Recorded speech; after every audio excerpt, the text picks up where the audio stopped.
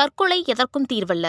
மன அழுத்தம் ஏற்பட்டாலோ, தற்கொலை எண்ணம் வந்தாலோ அதிலிருந்து விடுபடுவதற்கு தமிழக சுகாதார சேவை உதவி மையம் 104 அல்லது ஸ்னேகா தற்கொலை தடுப்பு உதவி மையம் 0442640050 ஆகிய எண்களை அழைக்கலாம். சென்னை பூந்தமல்லி அருகே 12ஆம் வகுப்பு மாணவனின் தற்கொலைக்கு காரணமான இருவரை காவல்துறையினர் கைது செய்தனர்.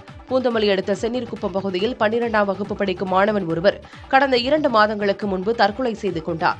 இதையடுத்து பிரேத பரிசோதனையின் போது மாணவனின் உடலில் அதிக அளவில் காயங்கள் இருந்த நிலையில் காவல்துறையினர் விசாரணையை தீவிரப்படுத்தினர்.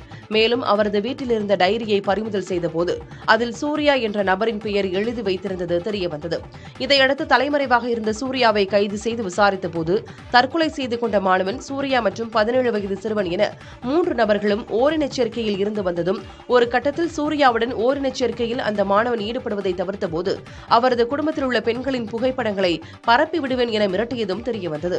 இதனால் ஏற்பட்ட மன உளைச்சலில் அந்த மாணவர் தற்கொலை செய்து கொண்டிருக்கிறார்.